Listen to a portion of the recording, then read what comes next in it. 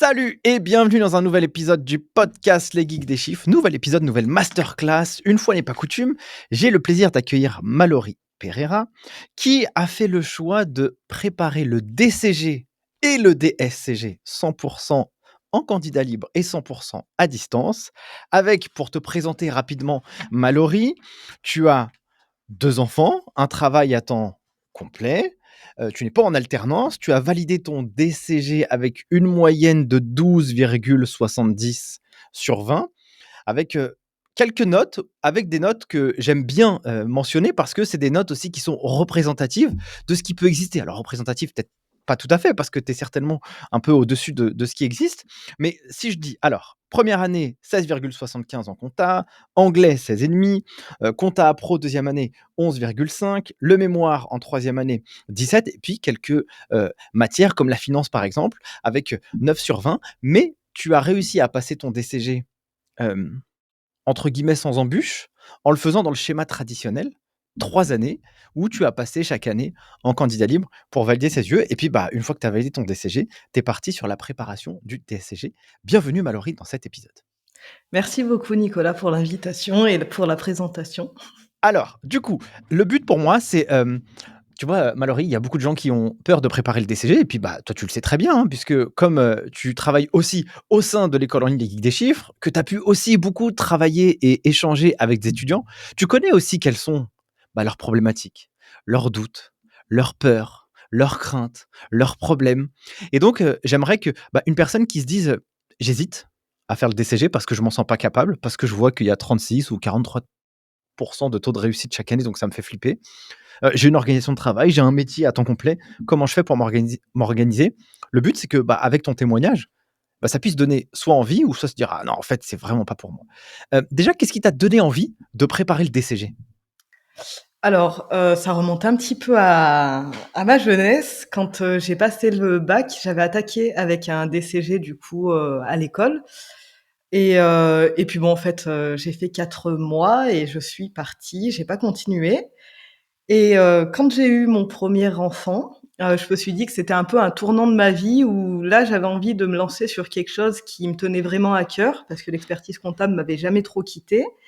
Donc du coup, je me suis dit: «Ben tiens, allez, c'est parti, on va se lancer et on verra bien». De but en blanc, j'avais pas établi de projet à court terme, j'étais freelance, donc du coup, j'avais un petit peu cette flexibilité à me dire, qu'en parallèle, j'allais faire le DCG.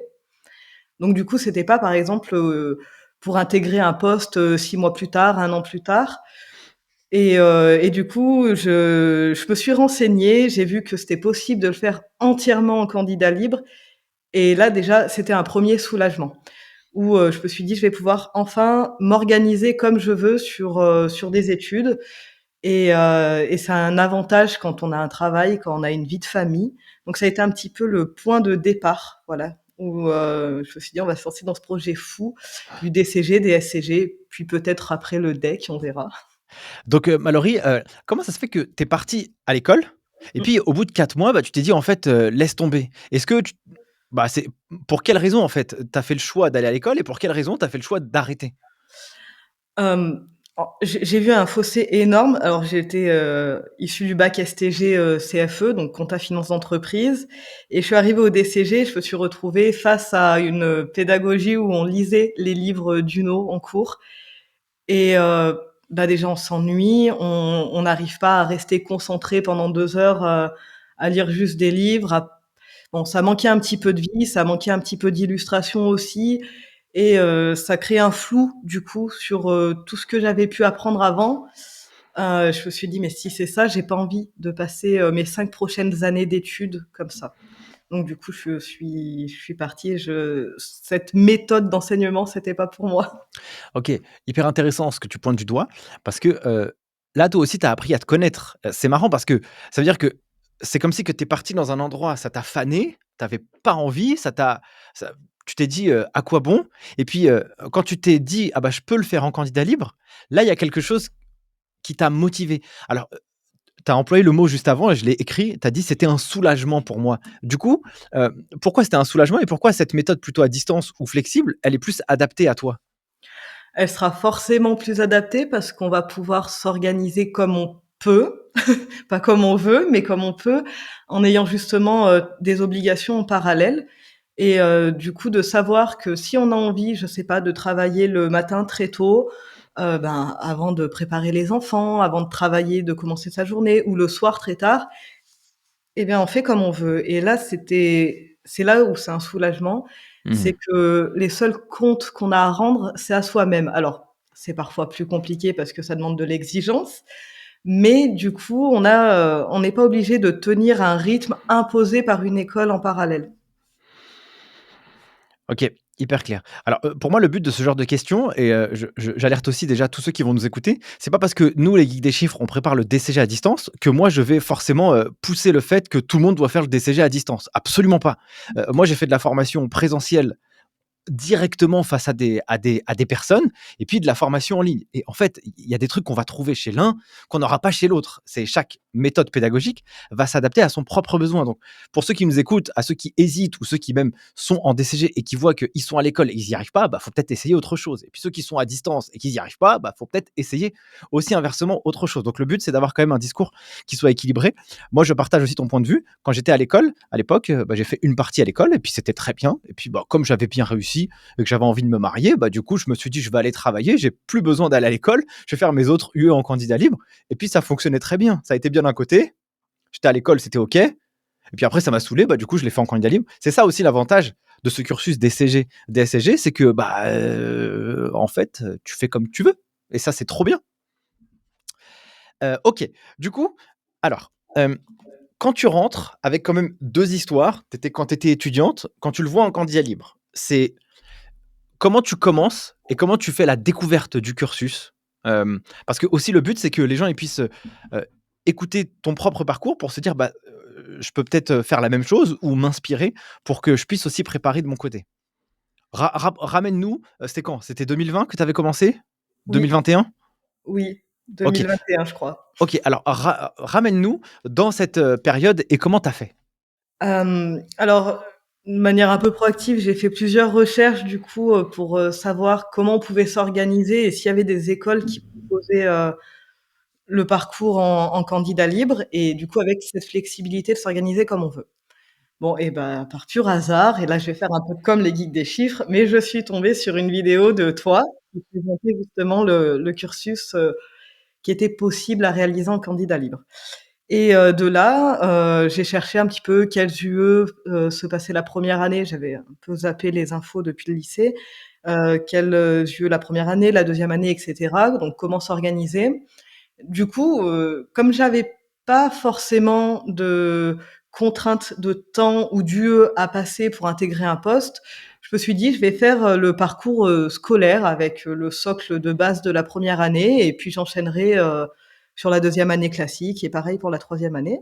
Donc du coup, j'ai commencé un petit peu à regarder les programmes de la première année. Je me suis pas fait peur tout de suite avec le reste et puis je me suis inscrite et bon, j'ai fait, un peu en mode scolaire ma première année, à faire un petit planning, à essayer de tenir un rythme. Alors, on a tendance à démarrer très fort, à faire un gros sprint dès le début, avec le risque de s'essouffler juste après. Donc, c'est là où il faut être, pour moi, le plus vigilant. C'est de garder une régularité dans tout l'apprentissage pour, pas se démotiver. Parce que, Mmh. du coup, ça peut être un peu le défaut de préparer le DCG en candidat libre, c'est vraiment de rester motivé parce qu'on peut vite se sentir seul, dans la préparation du diplôme. Très clair. Donc, il y a 2 points qui sont importants, que je relève dans ce que tu viens de dire. C'est que tu dis: «Bah, comme j'avais pas d'exigence ou entre guillemets de choses qui me pressent de manière, Mmh. particulière», du coup, je me suis dit: «Je vais le faire comme ça». Donc c'est important aussi, quand on prépare le diplôme, de d'apprendre à se connaître et de comprendre quel est son environnement. Aller aussi identifier quels sont ses objectifs intrinsèques pour que, en fait, les objectifs avec, ce qu'on va mettre en place, ça puisse converger et que ce soit pas complètement délirant. Donc là, ça, c'est ce que tu dis et ensuite tu dis un autre point, bah, j'ai pas regardé le reste pour pas me faire peur et donc tu t'es dit: «Bah, stratégie, petit pas, je vais commencer par la première année».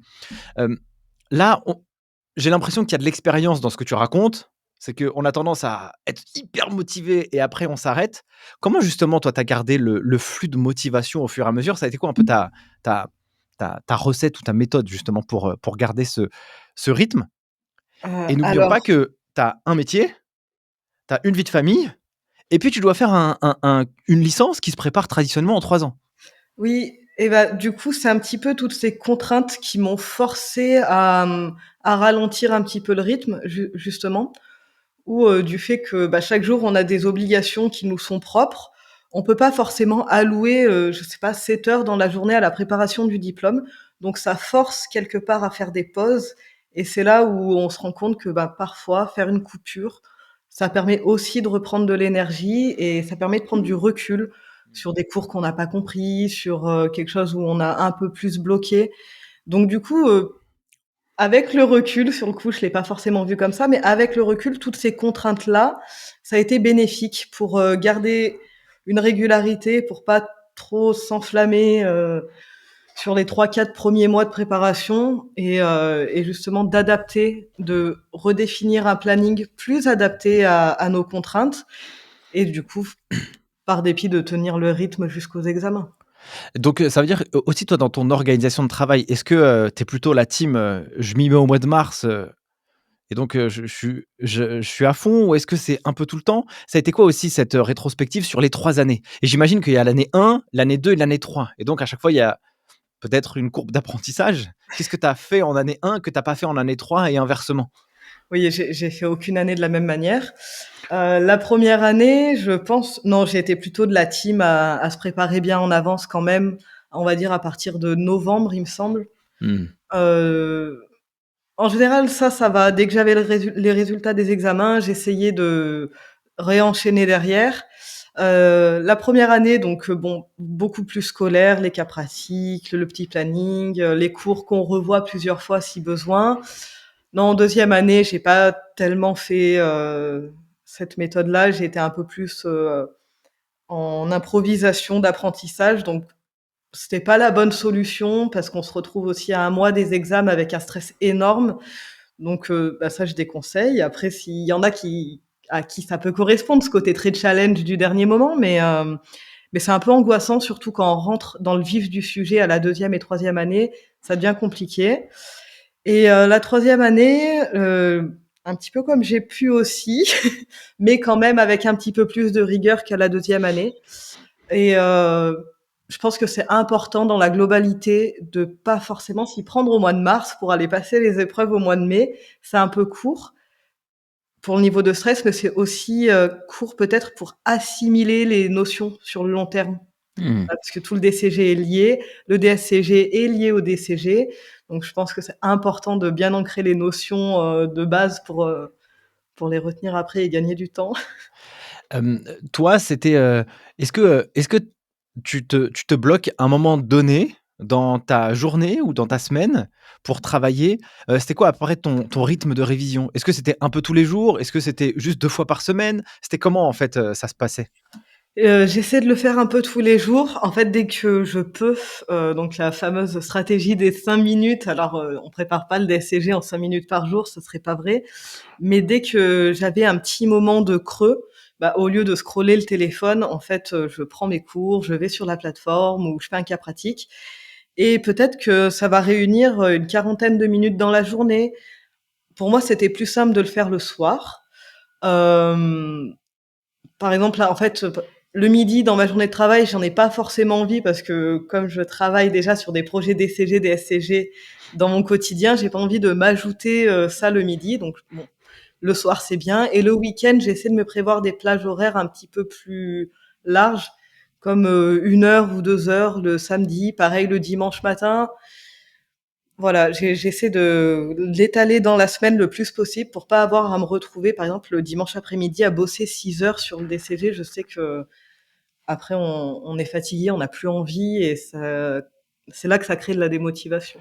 Tu sais, j'avais, l'histoire, d'une, alors, tu vois, quand on fait le DCG comme ça en candidat libre, et qu'on n'est pas à l'école et qu'on a une famille, c'est aussi, important j'imagine d'impliquer sa famille dans le projet parce que forcément elle fait partie intégrante de la réussite.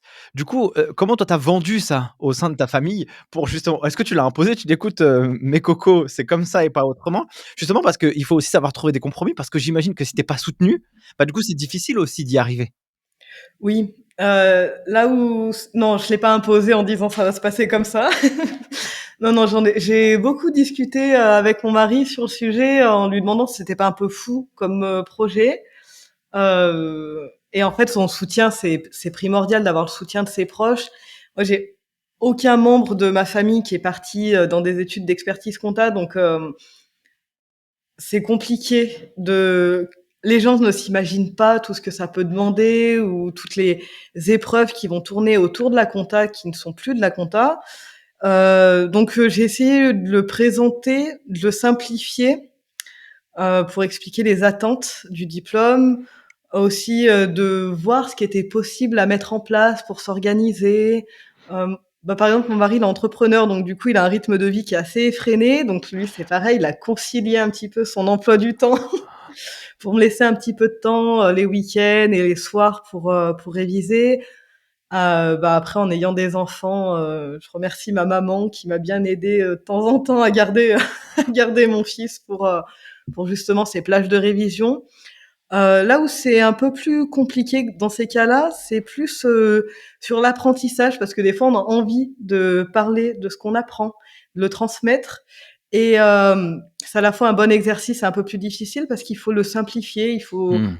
beaucoup de pédagogie pour, montrer pourquoi ces notions-là, elles seront importantes dans la vie des personnes et c'est là justement où j'ai eu de la chance parce que du fait que mon mari soit entrepreneur, il y a tellement de sujets qui pouvaient l'impliquer, que j'ai essayé de lui retranscrire au maximum, ce qui pouvait au plus proche, l'atteindre, voilà et bon, il y a des notions qu'on transmettra peut-être jamais, mais c'est pas grave. Déjà, je pense que d'essayer de l'expliquer, de le simplifier, ça aide déjà beaucoup et pour le DSCG, quand, je bossais sur des annales ou des cas pratiques, en fait, j'avais mon fils de 4 ans et demi qui apprend à écrire. Alors du coup, il se mettait en face de moi et lui aussi, il bossait, son écriture pendant que que je faisais mes entraînements. Donc, ça l'implique d'une autre manière, où on lui explique que nous aussi, en tant que grands, on fait des devoirs. Voilà, donc oui, je pense que c'est important d'impliquer son entourage, pour rester motivé, pour qu'eux aussi, ils comprennent pourquoi ils prennent du temps, pourquoi on n'est pas forcément dispo et que ça tourne pas autour d'un projet un peu égoïste.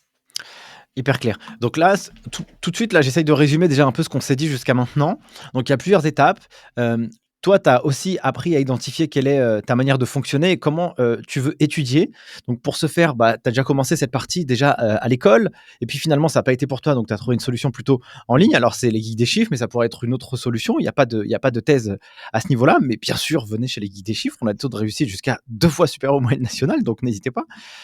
Ensuite, il y a, cette autre partie, c'est que tu t'es dit: «Écoute, comme je suis pas pressé par le temps, je sais un peu c'est quoi ma roadmap dans l'avenir, donc je vais pas m'embêter et je vais faire un peu comme le schéma traditionnel de l'école». Et puis il y a quand même ce point qui est à mon avis aussi très important, c'est que le fait que tu as une vie de famille, une vie professionnelle et ben, en fait, ça t'oblige à faire des choix de stratégie de révision qui, bah, j'ai que 40 minutes par jour, du coup, je vais essayer de les optimiser et je vais pas aller faire autre chose.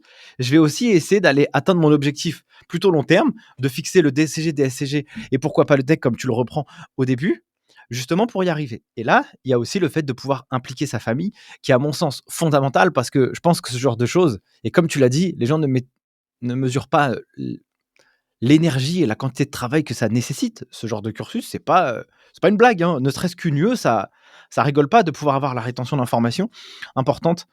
Bah, la famille, elle joue aussi un impact positif parce qu'elle va finalement, te donner de l'énergie par rapport à l'empathie et le soutien qu'elle peut avoir envers toi. OK. Hem, autre point, tu te retrouves avec de la compta, avec du droit, avec de l'anglais, avec du management, avec de l'éco, parce qu'en fait, tu dois tout passer toi, tu dois faire les 13 Oui. matières. Hem Comment tu as révisé, par exemple, des matières comme la finance ou la compta comparativement au droit? qui sont des matières qui se révisent un peu différemment. Comment justement tu as fait pour faire tes stratégies des 5 minutes là? Attends, je vais prendre le temps que j'ai à ma disposition pour réviser. Donc si tu peux aussi donner un peu quelle a été ta méthode? Alors sur, on va dire toutes les matières techniques, compta, finance, contrôle de gestion, c'est vraiment pour le coup la stratégie des petits pas où je regardais le cours et je m'entraînais derrière dans la foulée pour bien assimiler le mécanisme, pour, bien comprendre tout le fonctionnement, par exemple l'application en contrôle de gestion d'une méthode pour du calcul de coûts et cetera, pour bien l'ancrer juste après le cours ou le lendemain, c'était pas voilà, bon, selon le temps qu'on a. Mais, comparativement au droit où le droit, ben, par exemple, si je prends le cas de droit des sociétés, où on va dire qu'il y a une grosse partie sur, les sociétés anonymes, là, j'ai regardé un petit peu tout ce qui se passait sur la SA et ensuite, je me suis entraînée, j'ai révisé et cetera. Donc j'avance plus pas à pas sur des matières techniques qui demandent plus Mmh. d'entraînement que sur les matières juridiques où, pour le coup, ça demande quand même plus de mémorisation. Voilà. C'est, forcément, faut adapter les stratégies en fonction des UE. Elles ont pas du tout les mêmes attentes, donc je dis pas que c'est la manière de faire, mais c'est celle qui me correspondait le mieux. Hem, est-ce que, avec toute cette expérience que tu as, pu avoir, la préparation du DCG, mais aussi cette expérience que tu as, chez les Guides des chiffres et puis on discute aussi beaucoup de cet environnement qui existe et cet environnement qui est mouvant. Heu, quelle est ta perception du DCG aujourd'hui? Et aussi peut-être, au moment où tu l'avais commencé en 2000, peut-être 2014 à l'époque quand tu es rentré à l'école et puis 2021 quand tu as reprise. C'est quoi ta vision et comment tu pourrais en parler aujourd'hui de ce diplôme à, je sais pas, à un copain ou une copine que tu rencontrerais, aux abords d'un café? Oui, effectivement, de 2014 à aujourd'hui, la vision, elle a complètement changé. Aujourd'hui, je trouve que c'est un diplôme qui offre une multitude de compétences, de qualités et qui ouvre plein de portes. À l'époque, je me suis un petit peu concentrée sur le fait que le DCG, on s'arrêtait aux collaborateurs comptables, chefs de mission et cetera. Aujourd'hui, non et je le vois bien dans mon poste à travailler, chez les Geeks des chiffres. Je fais jamais de compta et ça me va très bien comme ça dans mon quotidien. Donc c'est une vraie diversité, ça demande beaucoup d'efforts et c'est là où je trouve que les étudiants du DCG avec qui on a la chance de discuter en permanence, ils ont aussi beaucoup de courage, qu'importe leur méthode de préparation. Ils ont tous des projets derrière et c'est ce qui est important dans ce diplôme aussi, pas juste, s'imaginer un salaire et hem et voilà, il permet aujourd'hui, je pense que c'est un diplôme qui a vraiment, j'aurais pas le mot exact, mais qui a vraiment une grande diversité et il y a un petit côté un peu, un peu noble, je trouve, du DCG, des SCG. Voilà, je trouve que c'est un secteur, c'est vraiment un secteur à part entière, un petit peu, bah, forcément, c'est des métiers ensuite qui s'inscrivent à l'ordre, donc un petit peu comme la médecine où ça demande quand même beaucoup de passion, et beaucoup d'investissement de la part des étudiants et aussi des profs ou des mentors chez les Geeks des chiffres qui enseignent. Voilà, c'est un Tu vois diplôme clé. tu vois, on a souvent tendance à marketer, le diplôme de comptabilité et Mmh. gestion, donc DCG et puis en fait, finalement, la compta, c'est que 15 du volume, des compétences ou en tout cas de ce qui est enseigné, donc 15 c'est rien, il reste 85. C'est quoi un peu, les éléments où où là, tu t'y attendais pas, mais que tu as pu transposer aussi dans ton métier ou dans une entreprise où ça, bah, tiens, en fait, j'ai vu ça à l'école, je l'ai vu dans l'entreprise, mais en fait, quand j'ai commencé, moi, je pensais que c'était de la compta et de l'alias fiscal, quoi, entre guillemets, si je Oui. simplifie. Oui et je J'exagère. pense que ce serait des matières comme, l'économie ou le management et SIG. Donc on se dit que ça sort du cadre. Bon, le droit, on se doute que ça va avec, les matières, compta, finance et tout et en fait, on se rend compte que c'est de plus en plus présent dans le quotidien des entreprises, dans le quotidien des cabinets. Par exemple, avec tout ce qui va se passer autour des éditeurs de logiciels, on se rend compte que le SIG, ça devient fondamental. Donc Peut-être qu'il y a des éléments du programme SIG qui sont moins en adéquation, mais le management, c'est vraiment au cœur de nos métiers, que ça soit en entreprise, mais aussi en cabinet, parce que je pense qu'on a tendance à oublier que l'expert comptable, c'est un entrepreneur avant tout. Et les collaborateurs ou qu'importe leur titre, ils vont aussi être confrontés avec leurs clients ou en interne avec des problèmes de management ou des solutions, qui plus est. Et l'économie, bah, ça va forcément toucher beaucoup d'éléments comme qu'est-ce qui se passe quand on va faire un business plan? Bah, forcément, l'économie rentre en jeu et on n'y pense pas tout de suite. Quand on passe la première année de DCG, on peut se demander à quoi ça sert d'étudier la globalisation dans le cadre d'un diplôme de comptable. Ouais, carrément. Parce que en fait, et là, j'alerte tous les étudiants ou tous les aspirants au DCG. Sachez une chose, c'est qu'un entrepreneur, lui, il vit dans un monde et ce monde dans lequel il vit, eh ben, le business partner ou le financier ou la personne qui va l'accompagner, elle doit comprendre le monde dans lequel il évolue. Parce que en fait, ce qui se passe dans les chiffres, c'est que la conséquence de l'environnement dans lequel il est. Et donc cet environnement, s'il a un impact, et ben forcément, il aura un impact dans les chiffres. Et donc, si on veut l'aider, il faut bien comprendre dans quelle partie il joue. Et si on ne connaît pas la partie, bah, du coup, on se contente de dire: ah bah tiens, au fait, j'ai oublié de te dire que tu avais un impôt sur les sociétés à 10 000 € à payer. Ah bah toi, pour toi, c'est juste des chiffres, mais pour l'entrepreneur, non, c'est pas 10 000 € à payer comme ça, qui sort de nulle part. Non, non, non, il faut réfléchir. Donc ça, c'est vraiment très important. Donc pour moi, le DCG, franchement, c'est the masterclass, ce diplôme, Oui. parce que il est multitude de compétences. Tu as aussi beaucoup, par le passé, travaillé à l'accompagnement ou à répondre à beaucoup de questions des étudiants ou des personnes qui se posent des questions sur le DCG. C'est quoi globalement leurs doutes qu'ils peuvent exprimer?